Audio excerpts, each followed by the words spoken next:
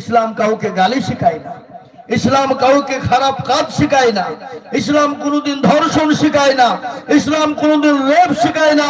ইসলাম রেপকে রক্ষা বন্ধ করে, ইসলাম ধর্ষণকে বন্ধ করে, ইসলাম খারাপকে বন্ধ করে দেয়। আর ওই কুলাঙ্গার বেয়াদব নালায়েক অভদ্র বাপের জারদ কুলাঙ্গার সন্তান বিজেপির সংসদ অর্জুন সিং আগাছা সেই ইসলামকে কুরুচিকর মন্তব্য করে। আমি আজকে বলতে চাই বন্ধু, যারা ইসলামের বিরোধিতা করেছে, কোরআনের বিরোধিতা করেছে, দ্বীনের বিরোধিতা করেছে, আল্লাহ হয় তাদেরকে কলমাওয়ালা বানিয়ে মুসলমান বানিয়ে নিয়েছে, নচেৎ তাদেরকে দুনিয়ার জমিনে লাঞ্ছিত অপমানিত করে বেইজ্জত করে তাদেরকে বেঈমানি করে তারা বেঈমানি হয়ে মারা গেছে। গিয়েছে না যায় না জোরে বলুন। জি, আমাদের বুধনপাড়া মাদ্রাসায় কয়েক বছর আগে একজন মানুষ এসেছিলেন যার নাম হলো বলবার সিং। আপনারা শুনেছেন তো নাকি? বলবার সিং সে ভারতবর্ষের বাবরি মসজিদের সর্বপ্রথম মিনারে আঘাত করে মসজিদ ভেঙেছিল। তারপরে সে কলমাওয়ালা হয়ে মুসলমান হলো। তারপরে তিনি বলে গেছেন, আমি ভারতবর্ষের জমিনে 100টা মসজিদ তৈরি করে দিয়েছি। আল্লাহ তাকে কলমাওয়ালা বানিয়ে দুনিয়ার জমিন থেকে বিদায় করে দিয়েছে। এবার আজ ইসলামের বিরোধিতা যারা করবে, আল্লাহ তাদেরকে দুনিয়ার জমিনে লাঞ্ছিত অপমানিত ঘৃণিত করবে।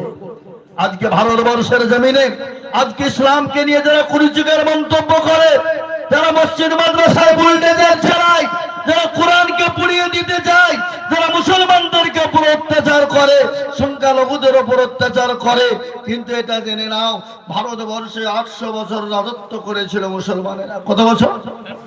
কথা বলেন না কেন ভাই? 800 বছর। যদি মুসলমানরা মনে করত, মুসলমানরা যদি অত্যাচারিত হতো, মুসলমানরা যদি জালেম হতো, মুসলমানরা যদি শাসন করনেওয়ালা হতো, ভারতবর্ষের জামিনে কোন ধর্মের কোন জাতির লোক খুঁজে একটা ওষুধ করা মতন পাওয়া যেত। কিন্তু ইসলাম বলেছে কোন ধর্মকে গালি দিও না, কোন ধর্মকে নিয়ে টানাটানি করো না, কোন ধর্মের ব্যাপারে ভ্রান্তি করো না। কোন ধর্মকে তুমি যদি গালি দাও সে তোমার আল্লাহকে গালি দিয়ে দেবে, কোন ধর্মকে যদি তুমি গালি দাও সে তোমার রসুলকে গালি দিয়ে দেবে। খবরদার কোন ধর্মকে গালি দিও না।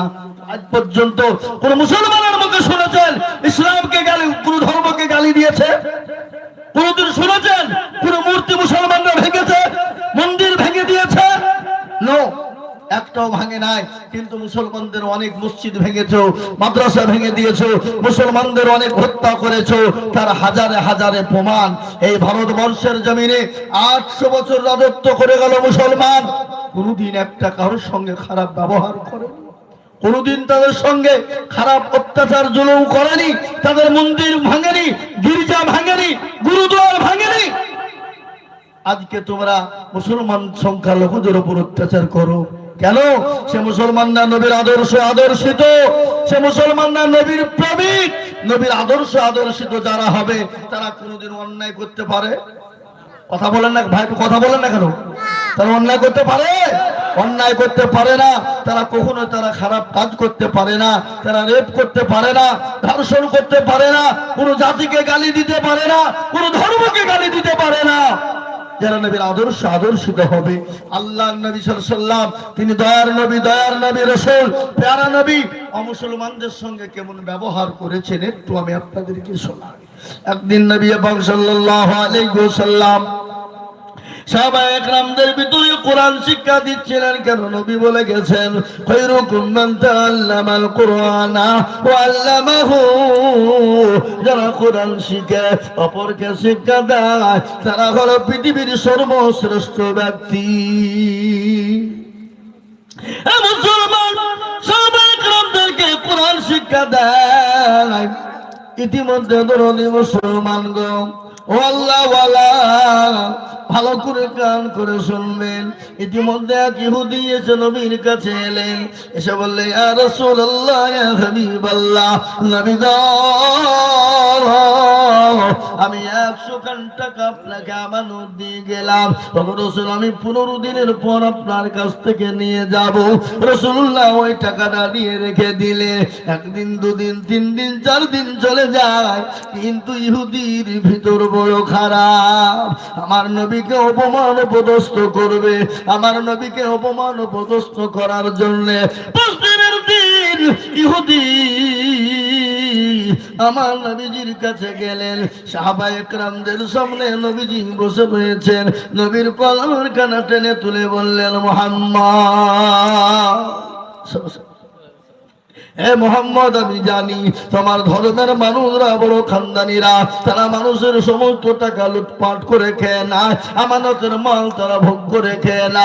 হে মোহাম্মদ, আমি তোমাকে 100 খান টাকা দিয়ে গিয়েছিলাম, বলো তুমি ওই টাকাটা কেন আমাকে ফেরত দাও না? কেন তুমি খেয়ে নিয়েছো বলো? নবীজির কলার কানা যখন টেনে ধরলেন, পাশে ছিলেন হযরত ওমর। নবীজির সাহাবা হযরত ওমর চোখ গলা মোটা হয়ে গেছে, সাহাবাদের চোখ গলা মোটা হয়ে গেছে, গর্দান ইহুদি উড়িয়ে দেবে, ইহুদিকে দুনিয়ার জমিনে বেঁচে রাখবে না। পাশে ছিল ওমর, ওলঙ্গা তরবারি নিয়ে ওই ইহুদির হাতে আঘাত করে দেয়। ইহুদির হাতটা খুলে গেল। পেয়ারা নবী তিনি নিচু মাথা করে বসে গেলেন। ওই ইহুদি কিছুক্ষণ দূরে গিয়ে বসে গেলেন। আল্লাহ নবী, দয়ার নবী, মায়ার নবী, তিনি তো রাহমাতাল লিল আলামিন। গজল আছে না? আল্লাহর নবী, মায়ার নবী গো, আপনি নবী আমার জীবনের জীবন,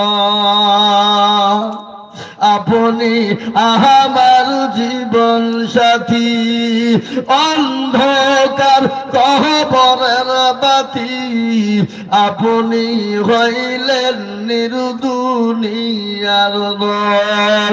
আল্লাহর নবী, মায়া নবী গো, আপনি নবী আমার জীবনের জীবন, আপনি রাহমাতাল লিল আলামিন, আপনি উম্মতের জামিল, আপনি রাহমাতাল লিল আলামিন, আপনি উম্মতের জামিল, আপনি হইলেন গুনাহগার উম্মতের আপনজন। আল্লাহর নবী, মায়া নবী গো, আপনি নবী আমার জীবনের জীবন, দেখিয়া আপনার মুজিজা, ভাগ্যবতী হলেন খাদিজা, দেখিয়া আপনার মুজিজা,